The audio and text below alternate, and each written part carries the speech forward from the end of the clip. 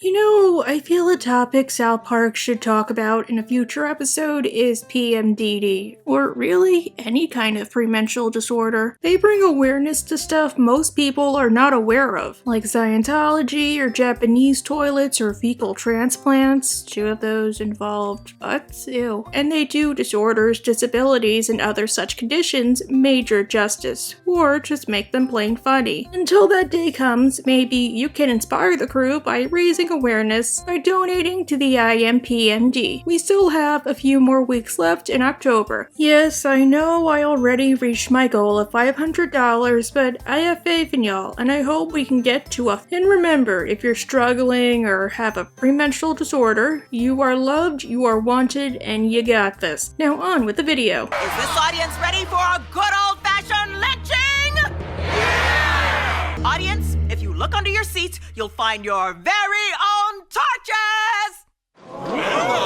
Alright, now that I've hit 90,000 subscribers, thank you. I gotta check in on one of my main babies. And I'm gonna be honest, I'm not doing top 10 lists exclusively from now on. I just had a lot of coincidences and a lot of scripts getting backlogged and stuff going on in my life, and most of those scripts happen to be top 10 lists because they're easy to make and I have a lot to say. Hi, I'm Kitty Monk and I'm here to talk to you about South Park, or more specifically, the worst episodes of South Park, which I'm sure will not be controversial in any way, shape, or form. Now, South Park is one of the greatest cartoons of all time. However, this might sound a tad blasphemous, but that does not mean every episode is a straight knockout. Some of them are not as funny as they could be. Others might have a good idea, but a horrible execution. Or heck, maybe they have a bad message, and it's aged like gum on a hot summer sidewalk. Why did I say it like that? Especially when it came out. That's why I got the idea to count down the top 10 worst South Park episodes. However, we gotta lay down a ground rule. Don't worry, it's only one this time. Whether or not I like the episode, because I don't like most of these episodes, I have to say how it could have been improved, or what they could have done differently. Just saying, the episode is bad for a reason, and oftentimes for a pretty fixable reason. And because hey, this is now a subscriber special. My old YouTube name used to be The Franciscan Salvager, where I would take bad works and say how I would fix them. But we can all agree Kitty Monk is much better, and it started off as a mean nickname, so kudos. Okay, let's discuss. Here are the top 10 worst South Park episodes, but like always, we're going to start with the dishonorable mentions.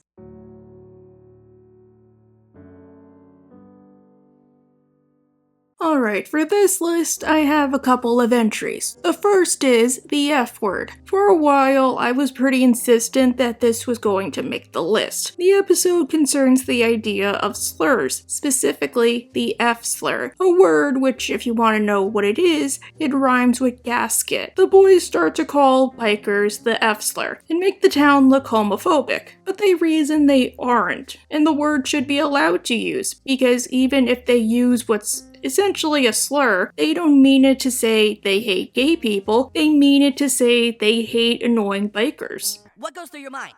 Feed the fish. But you're not thinking, oh, he's a homosexual. You're thinking, oh, he's an inconsiderate bag like a Harley rider. This is making insanely good sense to me. Now the reason this was going to make the list was because it felt a teeny tiny bit hypocritical. The episode, with apologies to Jesse Jackson, showed the harm that slurs could cause, and how unless you're a part of that marginalized group, you're allowed to sympathize, but you'll never truly understand the harm. Here it's like they said, screw that. Just saying. They did this leagues better with Jimmy and PC Principal, by showing that, yeah, slurs are bad, but not every member of that group thinks the same way. Maybe they use it all the time. Maybe they don't think it's a big deal. However, I wasn't totally sure about this episode. Was this really my fight? I rewatched it several times, and I even went as far as to put the question out to some of my viewers who were part of the LGBTQ community, and I was surprised to learn that most, if not all of them, did not care about this episode. It helped that the episode explained their points effectively, and I think we can all agree that bikers can be loud and obnoxious, especially during recording them and those frickin' blades. So I kept it as an honorable mention. Just saying, I like to be progressive, but I don't wanna be an Uncle Abel or TT Abel. Besides, I kinda get it. I'm Latino and I hate being called Latinx. Or I know that many of my autistic viewers don't like the label of Asperger's, but I've also met people who are autistic and they don't mind it. It's nice to see things from all perspectives. The second entry is You Got F'd in the A, simply because it's kinda boring. It helps I didn't really know going in this was supposed to make fun of a movie that came out at the time You Got Served. I just thought the town was obsessed over dance battles for like no reason, but I did like what they did with the characters, be it Butters being so traumatized by dance battles that he was in therapy to the point where Linda actually acts like a good mother around him. Butters? Butters, come on, sweetie. It's gonna be okay. Come on, Butters. You went through a lot of therapy for this. Or Michael being a true friend to Stan and not conforming with the other goths so as to help him win the dance battle and giving him advice. Alright, we gotta find 3 other kids that can dance. We should go to the arcade. The arcade? Yeah, there's this Asian kid named Ya. He's an expert at that Dance Dance Revolution game. So, honorable mention once again. Finally, we have South Park is Gay. Many consider this the first truly bad South Park episode and the start of darkness, because it made fun of Queer Eye for the straight guy and introduced the crab people. Crab people. Crab people, crab people. Crab people! Even Matt and Trey hate it, which really isn't saying much because they hate like a lot of episodes. Admittedly, I don't think it's that bad compared to everything else. I do like how it gave Garrison and Mr. Slave something to do. Also, fun fact, because there's going to be a lot of fun facts this video, the episode's plot was pitched by Scott Rudin. Yes, that's Scott Rudin. The one who was a pain to his assistants and who killed Beetlejuice and replaced him with the Music Man. He worked as a producer for the Book of Mormon and Team America, and I think also the South Park movie. Apparently, he hated Queer Eye for the straight guy because straight men were appropriating a lot of gay stereotypes, and a lot of stereotypes gays just wanted to die. So hey, I guess that's fun to learn.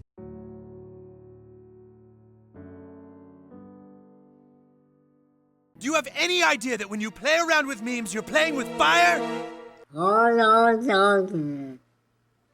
Oh, very funny. Oh, Long Johnson. Oh, Long Johnson. Wait, where was I? Oh, yeah. Oh, Long Johnson. This episode talks about viral memeing, which I feel makes it a little ahead of its time, you know, considering TikTok. The episode has the boys participating in various memes, Faith Hilling, Taylor Swifting, etc., and shows the harm they can cause. Because regardless of where you are or when you do it, a giant train will come and ram you down, like the one from Infinity Train. Be careful up there, Pete. Just go on and take the picture. The thing is, most of these memes are made up, so in a way, it doesn't seem as impactful as it could be, and that makes it pretty boring, because it's like they're complaining about nothing. Now, a way I would fix it would be if they went with their original idea, an episode making fun of planking, a trend where you just lie face down and take a picture. Originally, the episode was supposed to be about that, but by the time they got around to doing it, nobody remembered what it was. Sucks too, because I feel like they could have done this with the whole train thing. Maybe somebody planks by railroad tracks and then planking becomes a national tragedy. I don't know. Regardless, I don't have a lot to say here besides it's just super forgettable and it still constitutes a spot.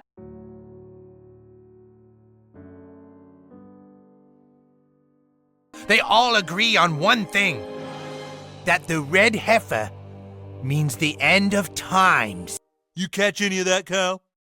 Alright, even if this isn't number 1, this is probably my least favorite South Park episode ever, all because of one joke. Now apparently the concept of a ginger cow is based on this real thing called the red heifer. To some Jews, there is the belief that if a pure red heifer is sacrificed, it will cause the rebuilding of the third temple. And that's all I really know about it. Some people say it's like an apocalypse scenario, I don't really know. Can somebody in the comments section clarify for me? Kyle told Cartman that humans are not the only animals that can have ginger features. So to screw with him, the only way he knows how, Cartman ends up painting a cow to resemble a ginger. The problem is, he forgot about the Abrahamic faiths, plus the Hindus for some reason. Not knocking it, I'm just curious, how does the red heifer fit in there? Maybe, is it because cows are sacred? Anyway, all of the world's religions use the cow as pretext for world peace. This is good, but Kyle has to endure Cartman's toots. And as we all know, Cartman probably had apple juice that morning. Ew. And he probably did not drink it out of a juice box. He probably injected himself with it. Oh. Yummy, yummy, thank you, Cartman.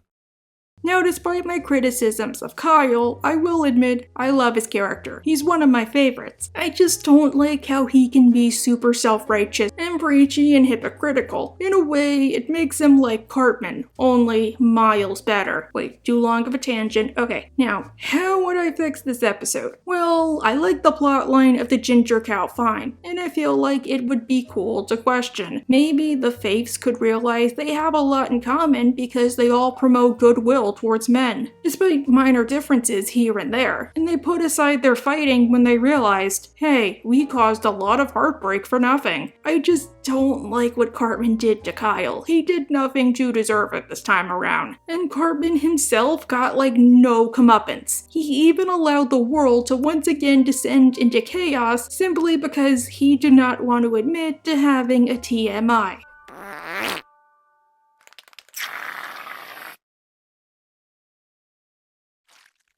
Kinda like Wormy or the Yelper special. If it weren't for this one joke, I would love the episode. And I'm sure everybody else would too.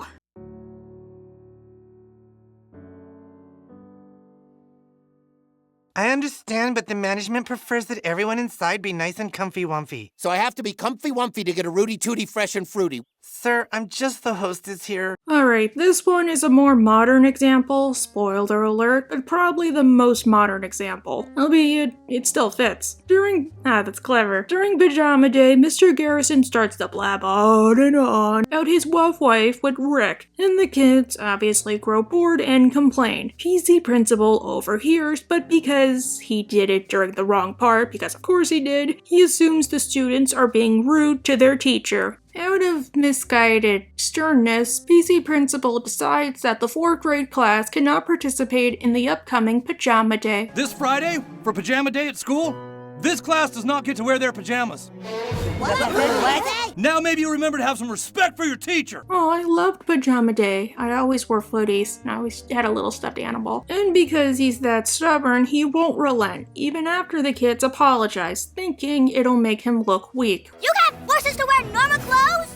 What is this, Nazi Germany? Hey!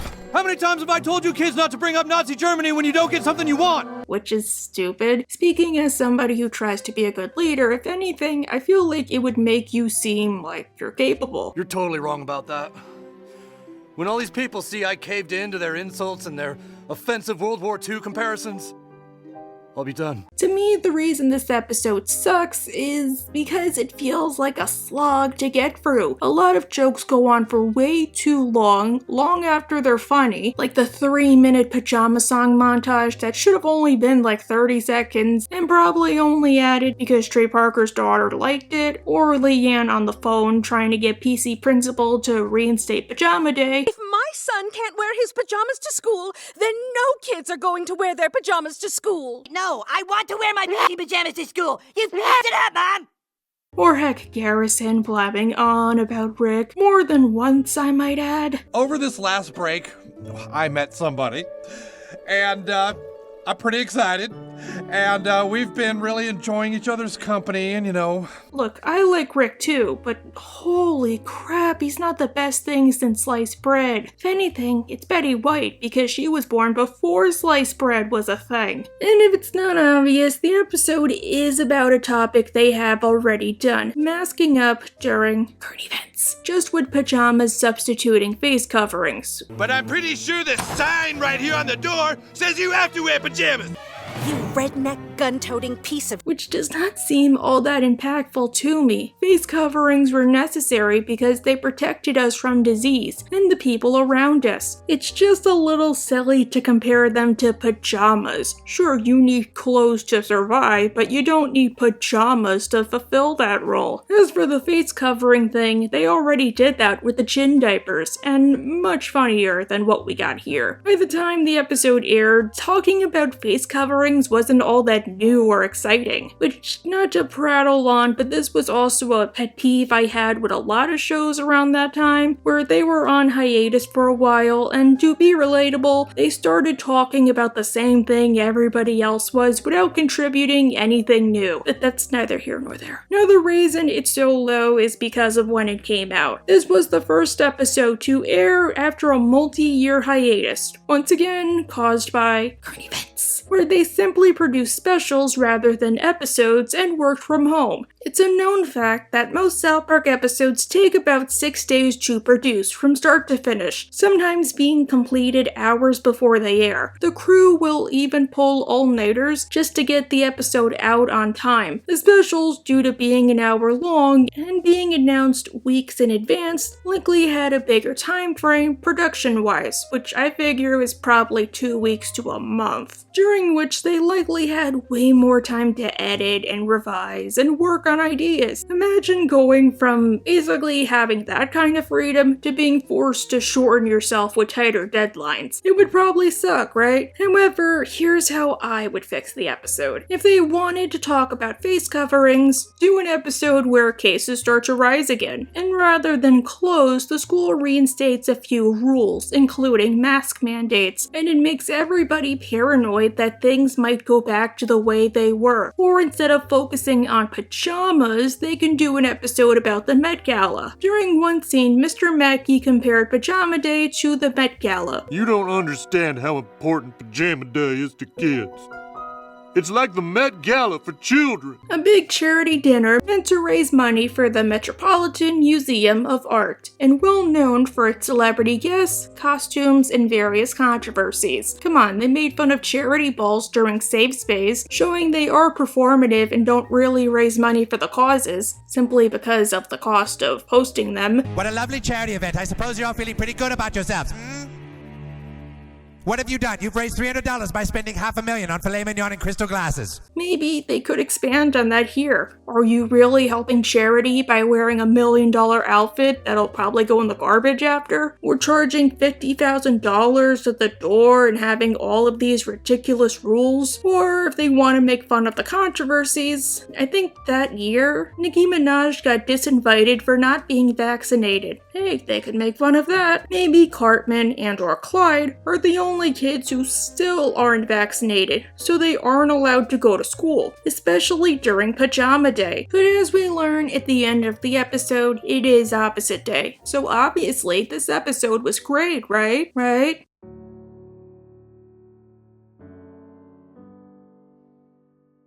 Hands on buzzers. Turkey sandwich! Damn, he's quick. Oh, sorry! No, I'm sorry. No, that's my fault. No, I'm sorry. it's all me. My bad. Sorry. Is it controversial to say I don't think this episode is all that bad in a guilty pleasure sense? I don't mind watching it when it comes on, and it does get a giggle out of me. Still, I will acknowledge that a polished turd is still a turd, and unlike South Park is gay, there is a lot more to talk about, meaning it makes the list. The boys are outside one day when they notice a weird creature. They learn it's a near-extinct monster called a Jackovosaurus, and there's only two. A male one named Jakov, which I'm sure as heck is not a pun, and a female named June. Hope.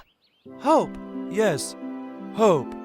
Misa named June. I think its name is June. Hope, why that's a perfectly beautiful name. The South Park residents decide that because the Jackovosaurs have such a small population, they should help them repopulate. They give them a home to do the deed, and when Jakov doesn't know what goes where, they use the magic of medicine to help them conceive artificially. You're going to be parents. Yeah, we did it! Now I can be like all the other dads in South Park! The reason this episode is hated is because of the titular characters themselves. They're loud, obnoxious, and annoying, both in-universe and out. Like, even the female Chikofosaurs can't talk. They're just like, whoa! I can't do a good one. The townsfolk even ended up moving them several times, from Memphis to France. And at one point, they used the pretense, of a game show to get them to leave. Now, as you know, the winner of this little game will get an all-expense-paid trip for himself and 50 of his closest relatives to lovely France!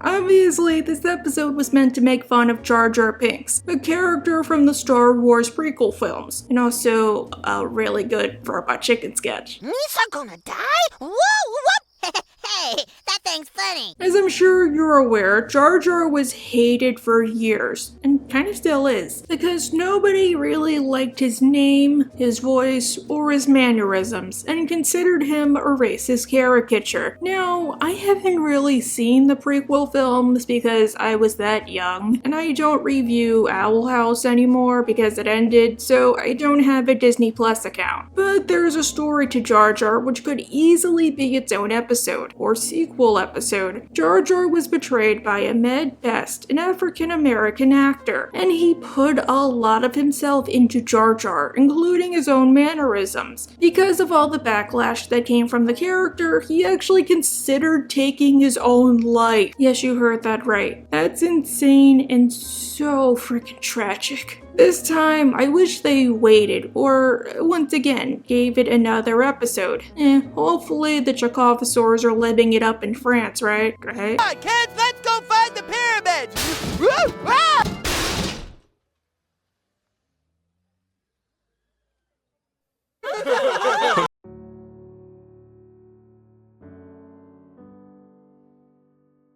Yes, and I need you to communicate with him. See if you can understand what he's saying. Hi. Hi. What do you say? He said hi. Very interesting. Okay, I'm gonna be honest, this is probably my least favorite episode of the first 3 seasons. It has some good jokes, especially about Steve Irwin, the crocodile hunter. Hey, piss it off!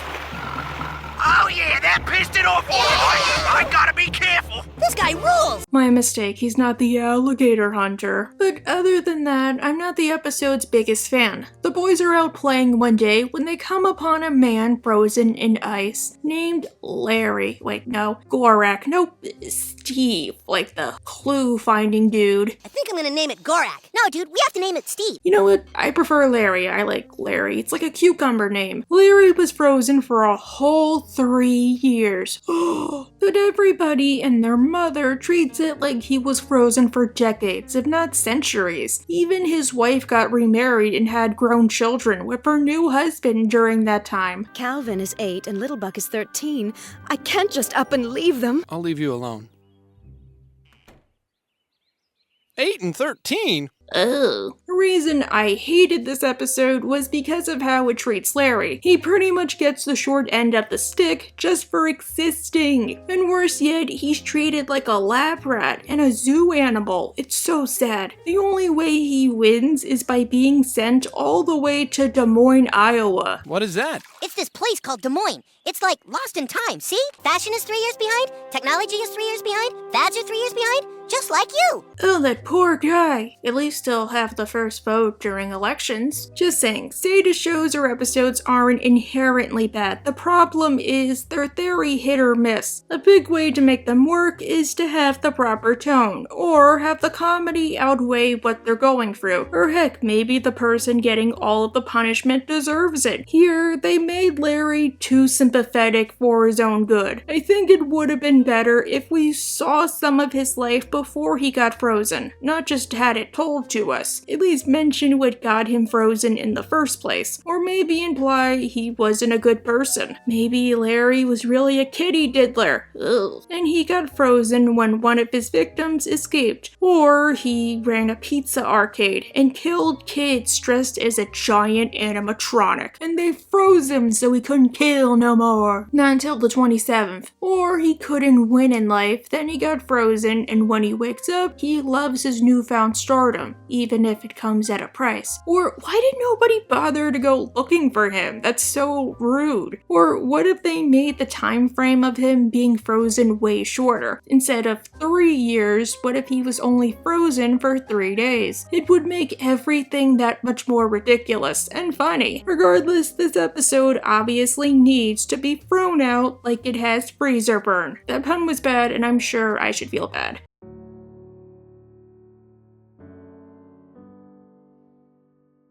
I can teach this child to communicate. Really? You think so? Water, Helen! Water! Alright, Timmy! Damn it, Timmy! Helen Keller isn't supposed to talk! Fun fact, I think this was the first South Park episode I ever saw as a kid, and it did not give me a good impression of the show. This is probably the one episode I find the most forgettable, if only because really I forget it exists most of the time. It's like the show's equivalent to the X's. The kids are putting on a play about Helen Keller called The Miracle Worker. It's a real play. For Thanksgiving, for some reason. Really? What did the Miracle Worker... Look, no offense, but what did the Miracle Worker have to do with Thanksgiving? Isn't that like performing the Book of Mormon during Hanukkah? They learned from Butters that the kindergartners are putting on their own play. And it's amazeballs. So amazeballs, it makes balls look like three-dimensional circular shapes. Oh, it's good, you guys. It's real good. They got pilgrim outfits, and Indian ones too. They've got singing and dancing, and boy, you've never seen such a show. Why, it's a Thanksgiving extravaganza. Oh, no. A challenge. The 4th graders try to step up their game, even hiring Not Calm Wilkinson to sing in the show. He played the lead in Les Miserables at the Denver Community Playhouse for 5 weeks. Awesome. Do you think we can make up a good Thanksgiving play in 4 days? I would swear it on my life. OMG, it's so great to know that, like me, Matt and Trey are Broadway nerds. On top of that, they even have Timmy's pet turkey, Gobbles, portray Helen Keller. I guess it works. Hey, it's Thanksgiving. 4-time prize winner, the National Western Stock Show, and reigning poster child of TurkeyLovers.com. I give you Alanissia. They put on the play, and then at the end of the episode, they learn the kindergartners didn't really do anything groundbreaking or major. Happy Thanksgiving! Butters told us their play was awesome! Wow, did you see that? They had a horse, too! Kyle, I'm pretty sure your brother's in that class. You had a mole right there. You did not need Butters. Once again, it really sucks this episode is that forgettable because this was a Timmy episode. He loved his turkey pal so much that he was able to say his name. Garbage? Garbage! And I think that's the worst thing to say about this episode. It's forgettable. There's little to remember it for besides Thanksgiving. Even Pip, despite how rarely it airs, people still talk about it and remember it just because it was a vehicle to write off Pip. And if you haven't read Great Expectations until like the end of Act 2, it's a pretty good guide. Now, here's one way I feel they could have redeemed it. Make the episode more about Helen Keller, besides Cartman's whole subplot. Helen Keller was blind and deaf. Perhaps you should see what it is like. Deprive yourself of your senses and see what plays inside your mind. They could talk about the real Helen Keller, not the Helen Keller from The Miracle Worker. In popular culture, Helen is remembered as being deaf and blind from infancy. She wasn't born that way. Only to learn to fingerspell the word water and go to Radcliffe College, the girl version of Harvard, and become the first blind deaf person to earn a bachelor's degree. Pretty awesome, right? The truth is a lot more complicated than that. While Helen is a remarkable woman with a ton of accomplishments, she's also a victim of the super crip stereotype, where we only remember her for her disabilities, not any of her political activities or accomplishments. For example, while yes, she was a bit of a hostile child, she still had ways to communicate with people before Anne Sullivan, which were called home signs. Or there's also the fact she supported eugenics. Yeah, no joke. show. I'm serious, look that up. She was also a socialist activist who got investigated by the FBI, a prolific author, the founder of the American Foundation for the Blind and the ACLU, and a suffragette. There's also the point that while inspirational, one of the reasons we know about Helen was because she was a wealthy white woman who happened to be disabled, or whose family had the right connections, or while she was the first deaf and blind person to receive a bachelor's degree, she wasn't even the first deaf and blind person to receive an education. History really forgot about Laura Bridgman. What if the episode goes like this? The kids have to put on a play about Helen Keller, which just boils down to them praising her for being disabled without ever acknowledging what she did, and this upsets Timmy. Now they're inspired to do more research about Helen Keller, and they find out all of this stuff, and it blows their minds. And then when the play goes on, they give a speech about what Helen Keller was really like. Sorry if this section went on too long. I didn't mean to preach. I just feel like this would be something the show would do.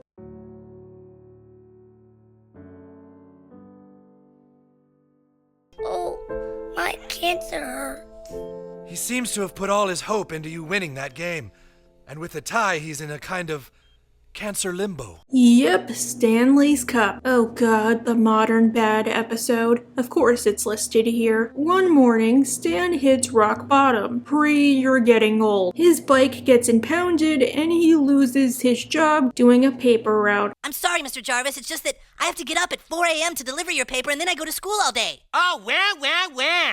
We've all got problems. Get used to it. Hey guys, you remember when Hank made Bobby get a paper route? I feel so bad for that kid now. The only way he can afford to get his bike back is to coach a pee-wee hockey team. Okay, the episode is off to a great start. Maybe the Stan torture is a little much, but hey. South Park does a really great job when it comes to sports episodes, even if I know nothing about sports, like during the Losing Edge or heck, even Aspen. As a Newark resident, because we got the Devils, I could trust them to make fun of hockey, a la Mighty Ducks. Too bad that doesn't happen. We just thought we'd come check out the ice for the game tomorrow. Gavin Throttle, coach of the Adams County team.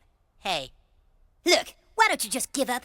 You can't beat us. What I did like is how they make the point that despite the parents making hockey such a big deal, it's not that way to most kids, especially kindergartners. To the parents, your entire life depends on this. To the kids, it's just a normal game. They don't care whether they win or lose, or they might care that they lose, but only for like 5 minutes. And that's the end of the game. The result is a tie. Tie? Besides, they don't know well enough to be competitive. If the episode stuck to that, it would be fine. It could work as a good sequel to The Losing Edge. The catch here is that there's a kid on the team, Nelson, who happens to be terminally ill with leukemia, aka blood cancer, sports. Coach, why do people get cancer? Oh, Jesus, can we just practice? Are we gonna get cancer if we play with Nelson, Coach? No! Where is Russell Crowe and Tugga when you need them? And to make things even worse, the cancer has spread to his bone marrow, meaning his chances of survival are slim to none. What do you say to somebody who's dying, huh? I don't know. Will you talk to him, Coach? No, I think you oughta. Nah, I'm just his father. But you're his coach. You're like a father to him. In most sports movies, they will try to win the big game in honor of this kid, and once they succeed, it'll be like all of his problems will evaporate, like water out in the sun. To make things worse, like even worse, the team winning matches allows him the hope to continue fighting for his life. Just be aware of this, Coach. If you lose the big game, that little boy is gonna die faster than Steve Irwin in a tank full of stingrays. Then they're made to compete at Pepsi Stadium against actual hockey players, the Detroit Red Wings, albeit only one round. And as expected, they get creamed like corn. Hey, can they do that?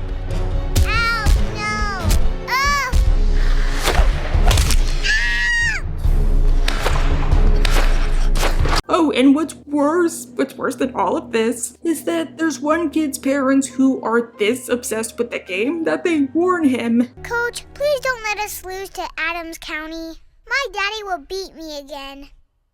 Oh my god, that's like some Butters level BS. Then there's the ending. The infamous ending that tore apart a fandom. No hope. No hope. Oh my god, that poor kid. As you can expect, not many fans are happy about the ending, because they think it's unfair to Nelson. And, I could see that. Nelson did not do anything wrong, and he's a literal child. I think what actually makes it worse is the fact he's literally voiced by a literal child. I don't want to have cancer. It's okay. Don't cry. Just saying, you know that with the 4th graders, they're typically voiced by adults pretending to be kids. Me personally, I feel like this concept could still work. Maybe instead of coaching pee-wee hockey, Stan could coach for a bunch of kids his own age, including his friends, or Butters and the Melvins, or perhaps a major hockey team in Denver. Sorry, I don't know any hockey teams besides the Devils. You're gonna have to help me out here. Perhaps he got detention, or he's gonna be suspended. And the only way to get out of it is to do a form of community service, coaching hockey. Just saying, with Nelson being so young, it feels way too over the top. If he were a bit older, let's say a 4th grader, it would hit that special golden Goldilocks spot. The kids in question could join hockey simply to get free food, or heck, it's something to do, or even it's plain old fun. Who cares if they lose? But everybody acts like it's a big deal because Colorado. And worse yet, they have a terminally ill kid on the team. I don't know, I'm grasping at straws literally. Much like the Oprah episode, there is a production story behind this. This episode and a million little fibers are what's called bank episodes. They're made at the start of a season, or shortly before, and then worked on throughout the production cycle. That way the crew can get a few days off in between. However, they couldn't figure out what to do with this episode, with Matt and Trey even comparing it to childbirth. And I'm pretty sure this is why they probably don't do bank episodes nowadays. Back when they were doing seasons with 10 episodes apiece, they had what was called dark weeks, where between certain episodes, they got a week off. I guess that's much better.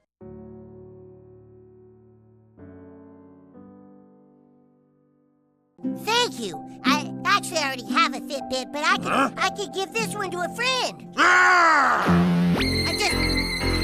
have one, so... Obviously, most fans who aren't Johnny Tucellos, no disrespect, dislike Tegrity Farms, or they like it but think it went on for way too long. I myself don't mind it, but I wish it was in the background a little bit more, because Tegrity Farms ruined Halloween, my favorite episode.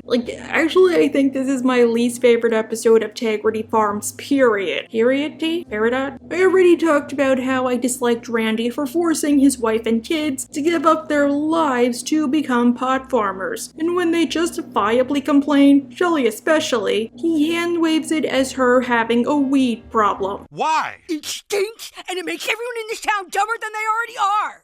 Shelly, the truth is some of the most important people in the world smoke weed. But this is pretty standard South Park, and it's good Shelly got revenge on her father by using his drugs against him. Then there's the subplot, which is what really brings this episode down for me. Now, I've never said it before, but I do kind of dislike it when Trey Parker inserts his personal life into an episode, especially nowadays. I don't have a problem if it's something like the Family Guy speech, because it at least fits into the episode. You must like Family Guy, right?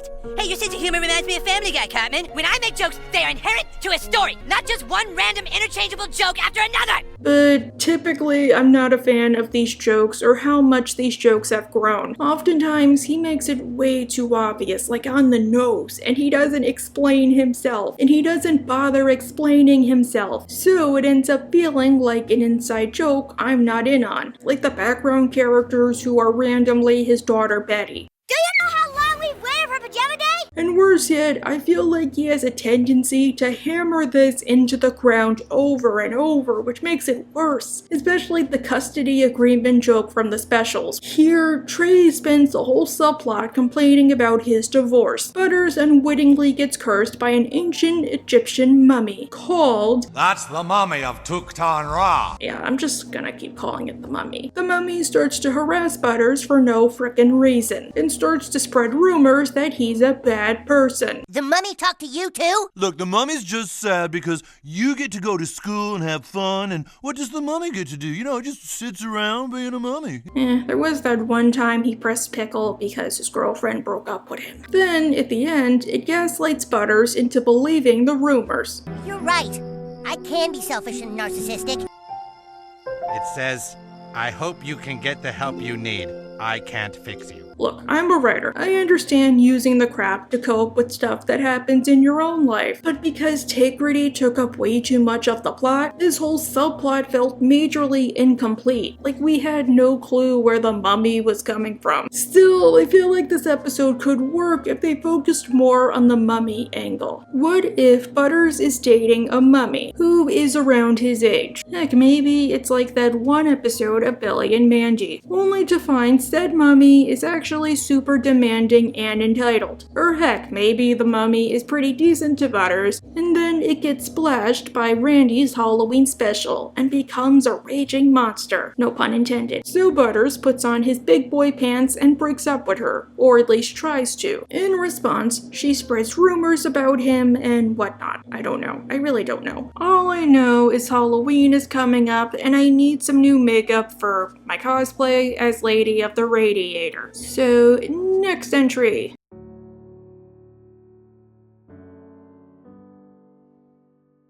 You know when a man be cheating, he never know what to say. But a woman, them things think quick. Even if I haven't made a video on him yet, not for lack of trying, I think you can guess by now one of my all-time favorite South Park characters is Jimmy. I love him as a comedian, how he's not really all that defined by his disability, and how the town, despite being the way they are, sort of accommodate him and are happy to do so. Like when he sang the 12 Days of Christmas with a stutter, and while they were annoyed, they just let him sing. Me a pet. Oh no. However, my least favorite Jimmy episode has to be Funny Bot. Wait, I take that back. I think it's most people's least favorite Jimmy episode. The special needs kids put on a mandatory attendance award ceremony for comedy, appropriately called the Comedy Awards. Welcome to the Special Ed Department's first annual Comedy Awards. Please welcome your host, Jimmy Bowler. Apparently, they were a real thing on Comedy Central for like 2 years. The awards reward the best comedians throughout the year. Not the funniest comedians at South Park Elementary, but overall, which includes celebrities. Unlike most award shows, Jimmy makes a rule that if the celebrity in question doesn't show up to take the award, they will automatically lose and the award will go to Jimmy. And the winner for Best Comedy Performance in a Movie is... Ben Stiller. Is Ben Stiller here? No? Huh. I guess Ben Stiller could not be with us tonight, so I'll accept this award on his behalf. And of course, because the only celebrity who does show up is Tyler Perry. Oh man, I want to thank you all for this amazing award, or as Medea would say, hallelujah! Token don't.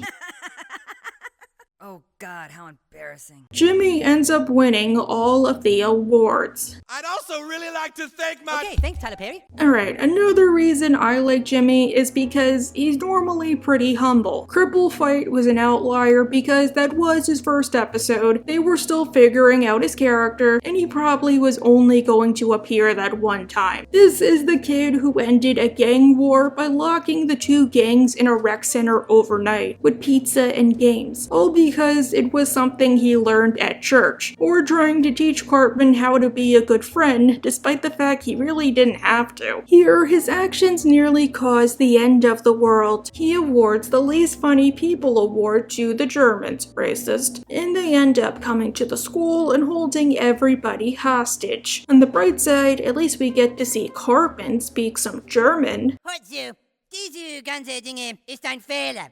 Wie ein Fehler?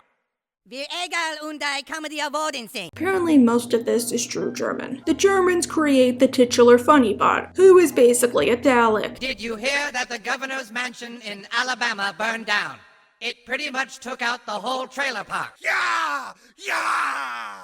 Why does he remind me of— Do not interrupt! Do not interrupt! Do not interrupt! Oh, for God's sakes. Those words are blasphemy! Do not blaspheme! Do not blaspheme! Can I just review this episode in peace, or I'm gonna rip you open and expose you to the sun? Good. You know, I am seriously tempted to do a Dalek impression for this video, but I know better. The Germans end up creating FunnyBot, a robot meant to be the funniest thing known to man. Basically, AI before AI was a thing. However, FunnyBot goes from being AI to being a Dalek. Wonder why? A murderous thing who kills whoever is in its way, simply because logically, that is most funny. And now for my next joke.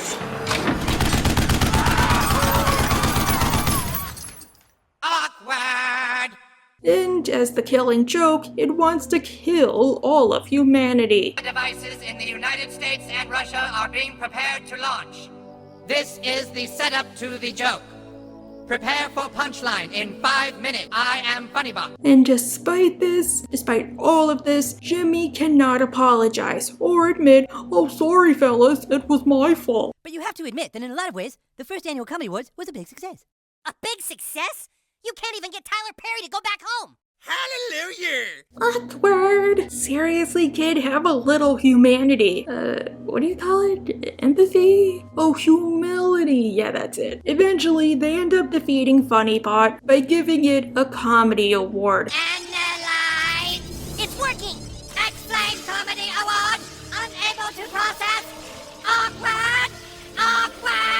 FunnyBot is not fair. FunnyBot is superior. Autobot's inferior. Apparently, people hate this episode because, much like Chekhovosaur, the titular character is considered quite annoying. Look, once again, I hate to disagree. I am a sucker for Dalek's parodies. However, Jimmy's actions are what make it list-worthy for me. I think if they wanted to do an episode about award shows, have Jimmy get an award for comedy. But have him be humble about it. You remember that one episode of Uncle Grandpa where they make the point that networks typically have award shows to pat themselves on the back and promote their own shows, like the Kids' Choice Awards? They could do it here. Jimmy won, but he only did because, heck, maybe he was a special needs kid, and the show was hosted by the special needs kids. He could be like, "Thank you fellas, but I can't accept this award. I want to be truly honored for my work, not just because I'm one of you." Heck, maybe they could have a character who's funnier than Jimmy, or who Jimmy thinks should get the award more. Regardless, I think we can all agree this episode is awkward. I did it. I did it twice.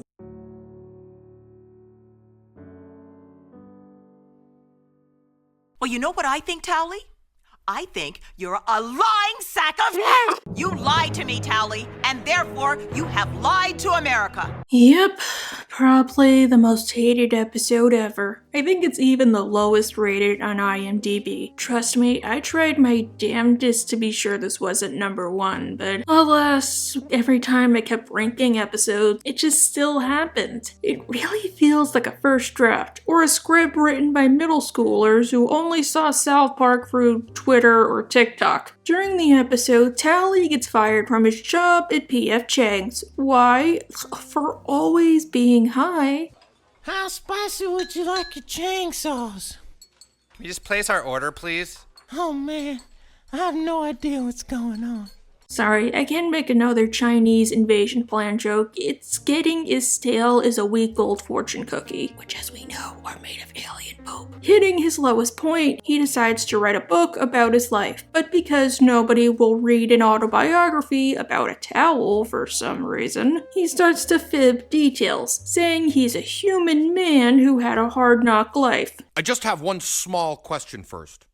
You're not a towel, are you? If I was a towel, why would I be wearing this hat and this fake mustache? And everybody is easily convinced. Just to put it out there, this is one of those episodes where the boys don't appear, which honestly really isn't that big of a deal. Just saying, Handy Car, they weren't there and it was pretty good. More crap, only Stan was there and it was pretty good. And heck, Spring Break, that was primarily about Garrison, and it's probably my favorite episode of season 26. I just bring this up because I really don't think their presence would have helped things all that much. The book gets to be so popular that Tally ends up on Oprah, which already tells you all you need to know about this episode being dated. Me personally, I wish they made fun of that time she gave away cars to the audience members for free, and they still had to pay taxes on them because of how it was defined by the IRS. However, rather than all of that, they make fun of Oprah being a workaholic. Oprah is such a hard worker that she can no longer pleasure her two holes. Minge, the front hole, and Gary, the back one, who unbeknownst to her are sentient. I'm a minge! I want to travel. I want to see Paris. I thought life was going to get better, but Oprah's always busy. Worse yet, to achieve their goals, they end up taking the audience hostage and doing this. Got the walkie-talkie you asked for. Put it underneath me. Slowly, mate, slowly. Yeah, screw it. Now I see why this is number one. I'm sorry. Not gonna lie, I might be repeating myself, but it feels like this concept is too out there even for South Park. It reminds me of a really bad Family Guy cutaway gag. OMG. A time when Family Guy can do something better than South Park? My heart feels weird. Or it could be all the macaroni and raviolis I had for dinner. Now personally, despite my rampant criticisms, I don't think the episode has a bad concept, which makes it worse for me. It just suffered from the wrong focus, and being overbloated is hell. Really, it would have made more sense if these were two episodes. One about the boys dealing with Oprah, and one about Tally trying to get his life back on track. Because they don't really follow up on the memoir thing, and put it to the backside, no pun intended, to deal with Minge and Gary. See, around the time the episode came out, there was a book that got popular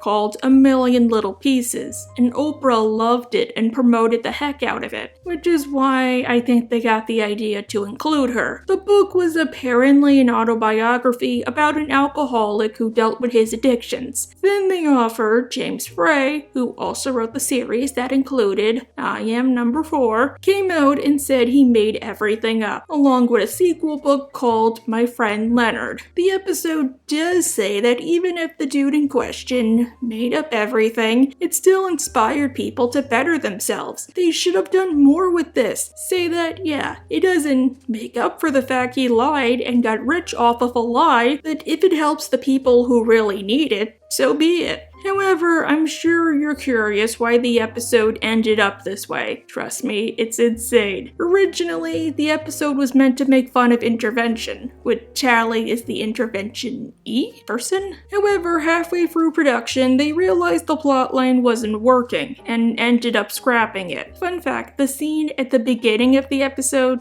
Tally at the restaurant, that's the only part of the original episode they retained. Don't call me shoeless!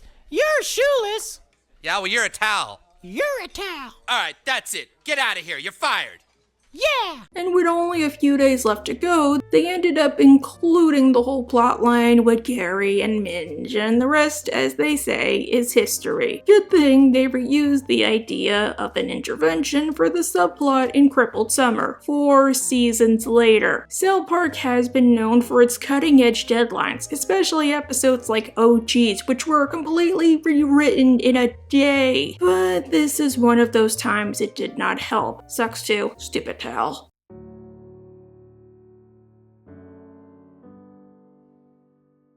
Guys, I've learned something today, that even rainbows have shadows per Jeff Fisher. However, I've also learned that South Park has got a lot of bad episodes, and that's okay. Come on, po buddy nerfect. And besides, there's over 300 episodes and counting. Of course, a couple are gonna be bad. To be fair, I used to hate a lot of episodes. Canada on strike, well actually kinda still do. Help My Teenager Hates Me, Ass to Mouth, but because I've gotten to review the show more and more, and I've had to watch countless reruns on Comedy Central, I've learned to challenge my beliefs and realize, hey, maybe it's better than I thought it would be. Or it's got a problem, but not too major. Thank you for watching this video, and thank you for 90,000 subscribers. I love every single one of you, just not in a weird illegal way. My avatar is sworn to an order that reviews cartoons, and therefore I am unable to take a mate. Plus I'm not a furry. Bye.